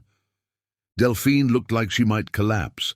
The family's carefully constructed reputation was crumbling. In real time, broadcast live as people in the room shared Tully's revelations across social platforms. Ashley stood beside Tully, overwhelmed by the support, by the vindication, by the weight of finally being believed publicly and definitively. She'd spent her whole life being told her truth didn't matter. Now it was being declared to everyone who doubted her. After the event, as they prepared to leave, several people approached Ashley directly. Apologies for believing the lies, congratulations on her courage, invitations to collaborate on philanthropic projects. The social rehabilitation was immediate and thorough. Once the truth was known, people wanted to distance themselves from the family and align themselves with Ashley. But vindication, while sweet, didn't erase the damage. As they drove home that night, Ashley was quiet, processing everything that had happened. "What are you thinking?" Tully asked gently. "I'm thinking about how quickly people believed the lies, and how quickly they're apologizing now that they know the truth," Ashley said. "Where was their skepticism before? Where was their requirement for evidence when they were ready to judge me?" "Human nature," Tully replied. "People believe sensational lies more readily than boring truth. It's not fair, but it's consistent." "I know, Ashley paused, searching for words. "I spent my whole life being invisible or judged. Now I'm suddenly visible because of scandal and then vindication. But I'm still the same person I was yesterday and the day before. My worth didn't change based on what people believed about me." "No," Tully agreed. "Your worth never changed. Only people's perception of it. And anyone whose opinion shifts that easily based on whatever narrative is currently trending. Their opinion doesn't actually matter." "Yours matters," Ashley said quietly. "Mine never wavered," Tully reminded her. "The video was released and my first thought was, this is fake because I know you. Not the version of you they tried to create, but the real you. That's never going to change." Meanwhile, at the family estate, the aftermath was catastrophic. Phones rang constantly with bad news. Legal papers were being drawn up, accounts were being audited, memberships were being revoked. Everything the family had built on reputation and social standing was collapsing. Paisley sat in her room, scrolling through notifications that ranged from angry to gleeful to condemning. She'd gone from social darling to pariah in a single evening. Her mother had already received notice that several family holdings were being investigated, presumably triggered by Tully's resources being directed toward exposing any and all wrongdoing. "This is your fault," Delphine said coldly from Paisley's doorway. "You pushed too far. You got greedy and vindictive, and now you've destroyed us all." "She didn't deserve him," Paisley shouted, years of resentment erupting. "She's nobody. She's nothing. And he chose her over everyone else, over women with pedigree and connections and actual worth." "And now everyone knows exactly who you are," Delphine interrupted. "A bitter, jealous woman who commissioned fraud to destroy someone's life. Do you understand what this will cost us? What this has already cost us?" The family convened one last time, desperate and furious.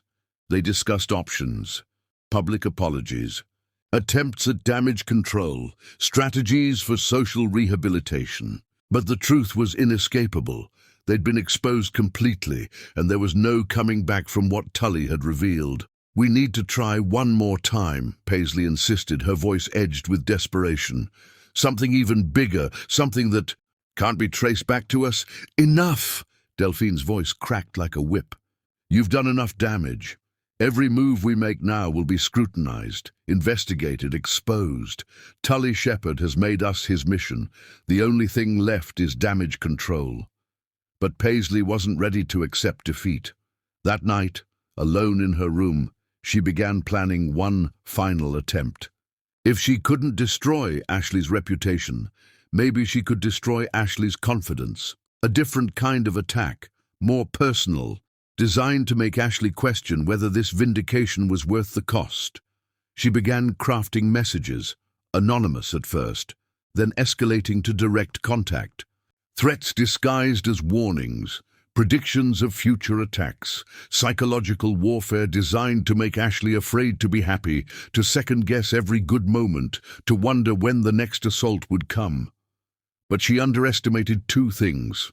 First, that all communications could be traced eventually, especially with Tully's resources focused on protecting Ashley. And second, that Ashley had grown stronger through every attack, more resilient through every attempt to break her. The messages began arriving the next day. Ashley showed them to Tully immediately, no longer trying to handle threats alone. He turned them over to his security team and his lawyers, adding them to the growing case against the family. "They're not going to stop," Ashley said, reading another threatening message. "Even after being exposed, even after losing everything, they're still coming after me." "Then we keep defending," Tully replied, "and we make sure every attack they make costs them more than they're willing to pay. Eventually, even the most persistent abuser runs out of resources and will." "What if they never do?" Ashley asked. "What if this is my life now, constantly waiting for the next attack, the next lie, the next attempt to destroy what we've built?" Tully pulled her close, his voice fierce with determination. "Then we make our happiness so complete, our life so fulfilling, our connection so unbreakable, that their attacks become irrelevant background noise. We don't let them poison our present by threatening our future. We live well, love completely, and refuse to give them the power to make us afraid." Ashley leaned into his strength, feeling the truth of his words settle into her bones. They'd survived the worst the family could throw at them. They'd emerged with truth on their side, and their relationship stronger than ever. Whatever came next, they'd face it together. But first, there was one more public reckoning to come. One more moment where truth would triumph over lies, where dignity would overcome cruelty, and where Ashley would finally stand fully vindicated before everyone who'd ever doubted her worth. Chapter 9. The public reckoning vindication doesn't whisper apologies. It stands on stage with receipts and lets the truth detonate. The annual summit was the city's premier gathering, where fortunes were discussed, alliances formed, and reputations either solidified or shattered. Paisley and the family attended out of desperate necessity. After the media event revelation, they'd lost significant standing, but not attending would signal complete social death. What they didn't anticipate was Tully and Ashley arriving together. Ashley wore emerald green, a color that made her presence impossible to ignore. The dress was elegant without being ostentatious, powerful without trying to prove anything. Beside Tully, they were magnetic. Heads turned as they entered. Whispers rippled through the crowd, but the tone had shifted. These weren't whispers of scandal. They were whispers of admiration, curiosity, respect. Paisley watched from across the reception hall, her champagne turning bitter. This wasn't how it was supposed to go. Ashley should have been destroyed, hiding, certainly not walking into the city's most important event, looking like she belonged there more than anyone else. The first evening passed in strategic navigation. Tully and Ashley moved through the crowd together, and something remarkable happened. People wanted to talk to them, not to gossip about scandal, but to genuinely engage. Business leaders asked Ashley about her community work. Philanthropists wanted to discuss her perspective on effective charity. People saw her not as a scandal, but as someone worth knowing. "This is surreal," Ashley whispered to Tully. "Last week, these same people were sharing that video. Now they're treating me like I'm someone important." "You are someone important," Tully replied. "They're just finally seeing what I saw from the beginning." "And Ashley, watch what happens tomorrow." The second day brought Tully's keynote address. When Tully Shepherd spoke, the business world listened. The ballroom was packed, every seat filled. Tully took the stage with Ashley beside him, and that alone was a statement. "I want to talk about value," Tully began, "about how we determine worth in our society. We claim to value integrity, character, resilience. But when tested, do we actually recognize those qualities? Or do we default to easier measurements, pedigree, connections, how well someone fits our preconceived notions?" The audience was rapt. This wasn't the usual keynote about market trends. This was personal, direct, challenging. "Over the past months, I've witnessed something remarkable," Tully continued. I've watched someone face systematic attacks designed to destroy her reputation.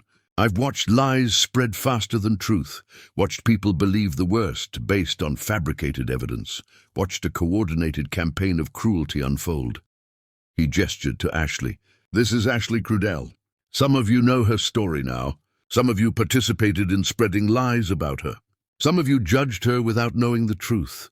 The screens behind them lit up with a comprehensive timeline, not just of the recent video scandal, but of years of abuse, documented harassment from her family, evidence of manipulation spanning back to her childhood, a pattern of systematic undermining that would have broken most people. Ashley was adopted into a family that treated her as a burden, Tully explained, voice tight with controlled anger. She spent her life being told she wasn't enough. And when she dared to build a life anyway, when she dared to find joy, they escalated.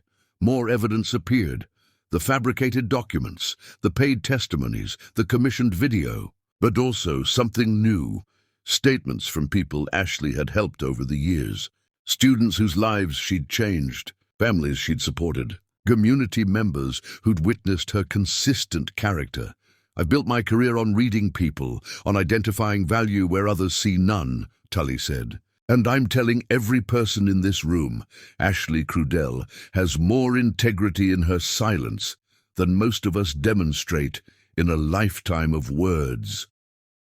The room erupted in applause, not polite claps, but genuine, sustained ovation. Journalists scrambled.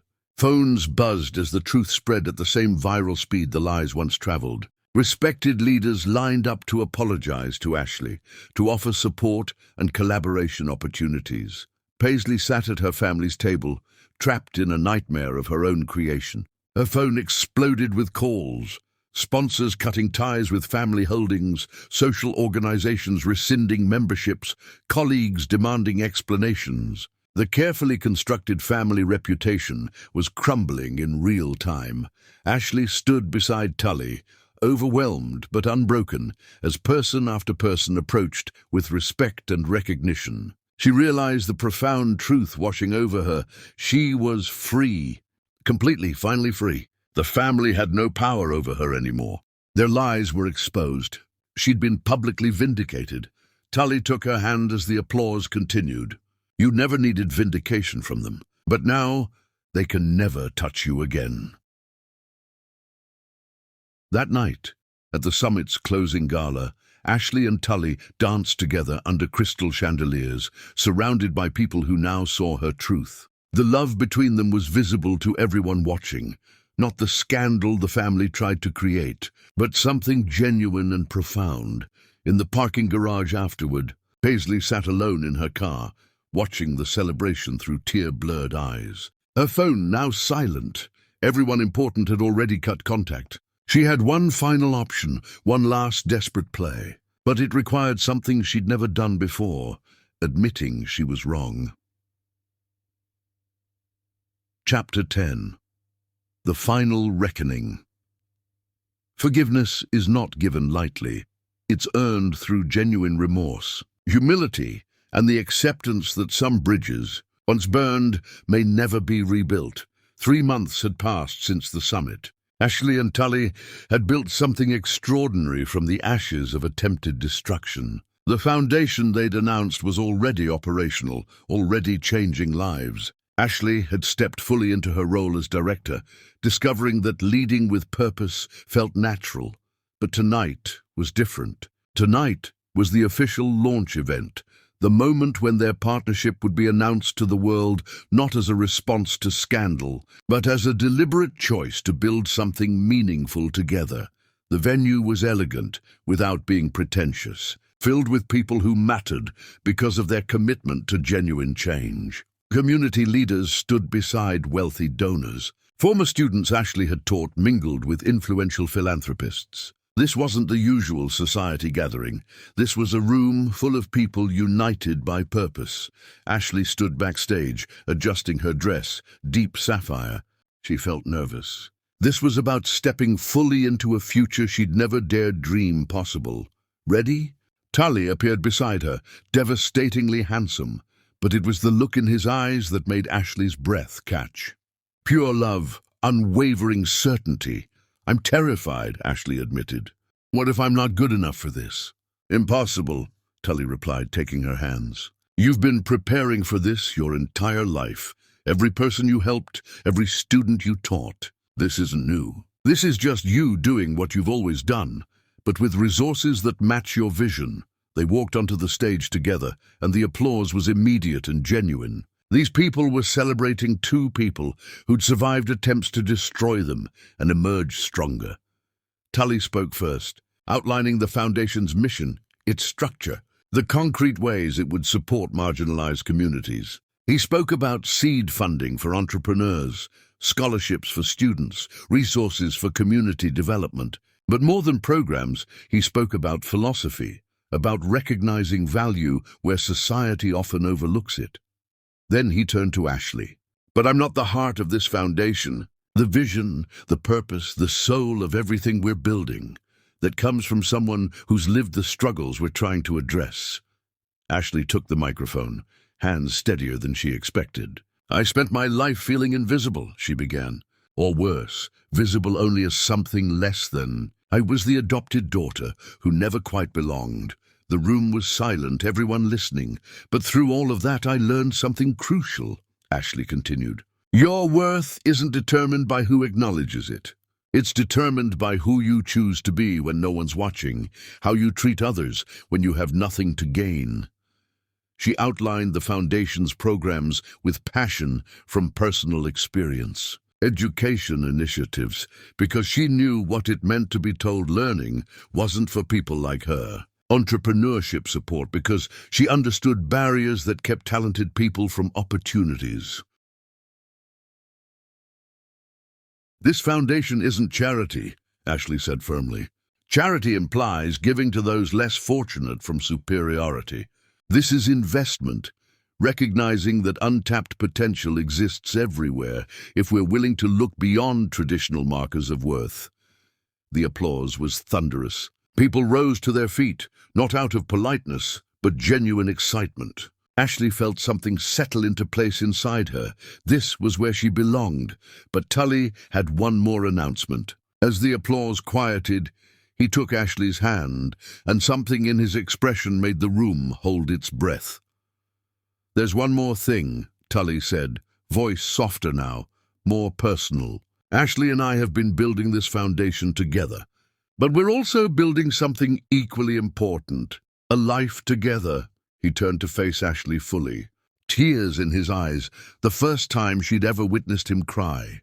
You've taught me what real strength looks like, what genuine integrity means, and I don't want to spend another day without making it absolutely clear that you're not just my partner in this foundation. You're my partner in everything.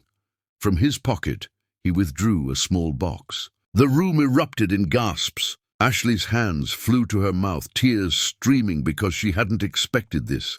Ashley Crudell, Tully said, dropping to one knee, you are the most extraordinary person I've ever met. Will you marry me? Will you build this life with me? Not as someone I'm protecting, but as my absolute equal in every way that matters. Yes, Ashley whispered, then louder. Yes! Of course, yes! The room exploded with celebration as Tully slid the ring onto her finger. They kissed amid cheers and applause, and Ashley felt something she'd never experienced before, complete, absolute, unconditional belonging. As the evening progressed, people approached to congratulate them, to share how Ashley's work had impacted them, how seeing her strength inspired them. This wasn't just a celebration of a proposal, it was a celebration of transformation. Late in the evening, Ashley noticed a group standing hesitantly near the back. Her heart stopped when she recognized them. The family. They approached slowly and Tully moved closer to Ashley, protective but trusting her to handle this. We weren't sure if we should come, Paisley said quietly, her usual confidence completely absent. But we needed to see this, needed to witness what you've built. Delphine stepped forward, eyes red from crying. Ashley, we won't take your time. We just wanted you to know. We've spent these months trying to become different people. Not to earn your forgiveness, but because we finally understand how wrong we were. We've been volunteering, another family member added, at shelters, community centers, places where people need help rather than judgment. Trying to understand what you've always known, that everyone deserves dignity. We can never undo what we did, Paisley continued, voice breaking. But we're trying to learn from it. You were right about everything. Ashley looked at them. These people who'd made her life miserable, who'd tried to destroy her happiness. And she felt not anger, but something like pity mixed with hope. I appreciate you sharing that, Ashley said carefully. And I genuinely hope you continue on this path. But my forgiveness from before still stands. It's for my peace, not your absolution. You're not part of my life. Maybe someday that changes, but it would take years of consistent change. We understand, Delphine said, nodding. We're not asking for anything.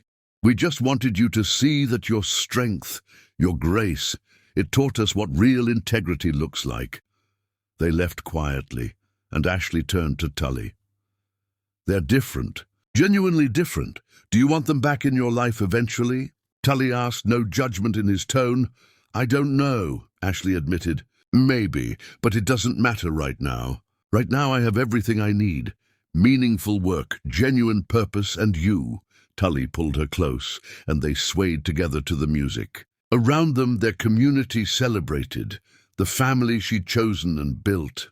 I love you, Tully murmured. I love everything about who you are and who we're becoming together. I love you too, Ashley replied. Thank you for seeing me, for believing in me, for fighting for us. There's nowhere else I'd rather be, Tully said simply. You're not just my partner, you're my home. As the evening ended, Ashley took one last look at the room full of people who'd gathered to celebrate purpose over pretense, character over connections. This was her world now, not the one she'd been born into, but the one she'd built through resilience and integrity. Their love story, forged in humiliation and tempered by trials, had become something unbreakable, a testament that dignity, truth, and genuine connection would always triumph over cruelty, lies, and superficial power. And as they walked out together into the night, hands intertwined, futures merged, Ashley realized the greatest revenge against those who tried to break her was simply this: being happy, being successful, being loved, and being utterly, impossibly free.